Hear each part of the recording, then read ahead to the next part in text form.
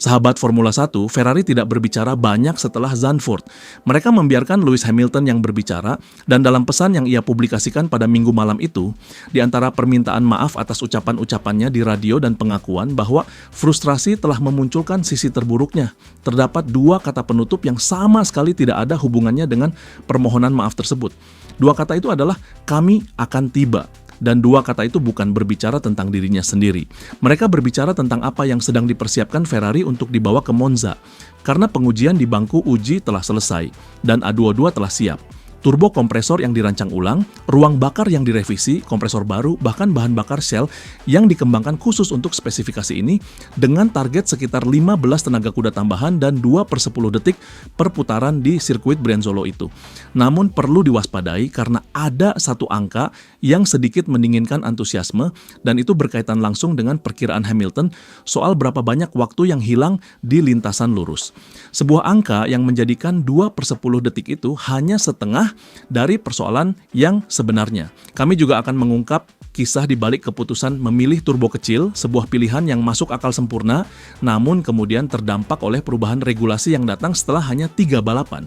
Lalu ada kabar soal livery khusus yang sedang disiapkan Ferrari untuk Grand Prix Italia, sebuah penghormatan kepada tahun tertentu yang sangat bersejarah bagi tim ini.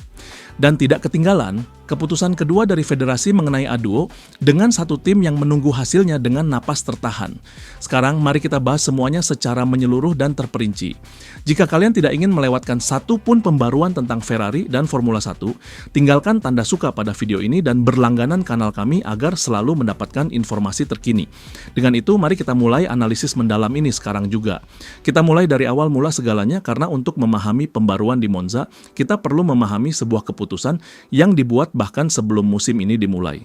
Regulasi 2026 telah menghapus sistem pemulihan panas yang sejak 2014 membantu turbo mencapai putaran tinggi secara cepat. Tanpa bantuan itu, sebuah turbo kompresor berukuran lebih kecil dapat mencapai tekanan penuh jauh lebih cepat dibandingkan turbo yang lebih besar. Itulah mengapa Ferrari secara sengaja memilih turbo berukuran kecil untuk menghilangkan keterlambatan respons saat start dan memberikan akselerasi awal yang eksplosif kepada Hamilton maupun Leclerc. Pilihan itu bekerja dengan sangat baik selama tes musim dingin dan juga bekerja dengan baik di balapan-balapan awal musim. Namun kemudian setelah hanya 3 Grand Prix, federasi memperkenalkan prosedur start yang direvisi dengan 5 detik menunggu pada putaran minimum sebelum tanda start diberikan. Dan 5 detik itu cukup untuk turbo manapun, besar maupun kecil, untuk mencapai tingkat tekanan yang sebanding. Keunggulan yang menjadi alasan utama mesin itu dirancang pun akhirnya dinetralkan oleh perubahan regulasi yang sama sekali tidak ada kaitannya dengan performa mesin. Namun harga yang harus dibayar tetap ada sepenuhnya. Di lintasan lurus panjang dengan gas penuh, Ferrari masih menghasilkan tenaga yang lebih sedikit tepat di zona putaran mesin yang menentukan kecepatan puncak. Sekarang mari kita masuk ke detail pembaruan ini, karena ini sama sekali bukan satu komponen tunggal, melainkan 4 modifikasi yang saling terhubung. Modifikasi pertama menyangkut turbo kompresor. Rangka luar mempertahankan diameter kecil yang sama, jadi Ferrari tidak beralih ke turbo yang lebih besar, namun impellernya telah diperbesar.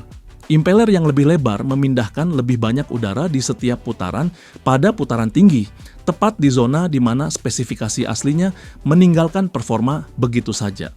Jumlah dan sudut-sudut impeller juga telah direvisi untuk meningkatkan pengisian di bagian atas rentang tenaga. Modifikasi kedua menyangkut ruang bakar di mana suhu aliran udara yang masuk ke kepala silinder dari kompresor telah ditingkatkan. Suhu masukan yang lebih tinggi bila dikelola dengan tepat menghasilkan tekanan yang lebih besar selama pembakaran dan dengan demikian menghasilkan lebih banyak tenaga pada konsumsi bahan bakar yang sama. Modifikasi ketiga adalah kompresor yang direvisi agar dapat bekerja bersama impeller baru dan mempertahankan efisiensi sistem pada rentang operasi yang lebih luas. Ini adalah intervensi yang sangat penting karena impeller yang lebih besar tanpa kompresor yang memadai dapat menghasilkan tekanan yang tidak konsisten di berbagai titik bukaan gas yang berujung menjadi masalah kemudah berkendara dan bukan hanya masalah performa semata. Modifikasi keempat adalah bahan bakar Shell yang baru yang dihomologasi secara khusus untuk karakteristik ruang bakar yang direvisi dan suhu operasi yang baru. Mesin dan bahan bakar dikembangkan secara bersamaan sebagai satu kesatuan dan spesifikasi Monza membawa pendekatan terpadu ini selangkah lebih jauh.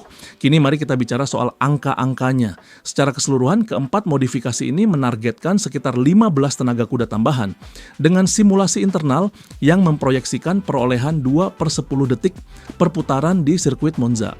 Dan angka itu memang spesifik untuk Monza karena dengan 80% putaran sirkuit dilalui dengan gas penuh, tidak ada sirkuit lain yang memperkuat perbedaan antar unit tenaga sebesar ini. Di sirkuit dengan lebih banyak tuntutan, di tikungan seperti Singapura, Madrid atau bagian-bagian teknis baku, perolehan dalam waktu absolut akan lebih kecil, namun tetap akan terlihat dalam kemampuan SF26 untuk mempertahankan penyaluran energi sepanjang stint yang lebih panjang. Ada pula efek berantai lebih lanjut, memperbaiki pembakaran menghasilkan lebih banyak energi gas buang yang dapat dipulihkan, yang berujung pada lebih banyak energi listrik yang tersedia dengan manfaat total yang melampaui sekadar angka tenaga kuda yang disebutkan. Soal selisih performa, kesenjangan yang diperkirakan menjelang Monza berada di antara 20 hingga 30 tenaga kuda dalam kondisi balapan. Dengan memulihkan 15 tenaga kuda, selisih itu bisa menyusut menjadi antara 5 hingga 15. Bukan paritas tenaga secara mutlak, namun paritas kompetitif yang nyata. Karena kehilangan lebih sedikit di lintasan lurus, berarti jauh lebih besar bagian dari keunggulan di tikungan yang bertahan hingga ke zona pengereman, di mana Ferrari telah menjadi yang terkuat sepanjang musim ini. Namun kini datang angka yang mendinginkan antusiasme tersebut dan justru Hamilton sendiri yang memberikannya. Setelah Grand Prix Belanda, sang pembalap asal Britania itu memperkirakan bahwa Ferrari kehilangan sekitar 4/10 detik hanya di lintasan lurus saat ia mengejar George Russell.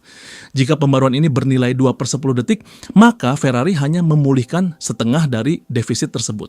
Juara dunia 7 kali itu finish hanya 8/10 detik di belakang Russell dan analisisnya sangat jernih dan lugas.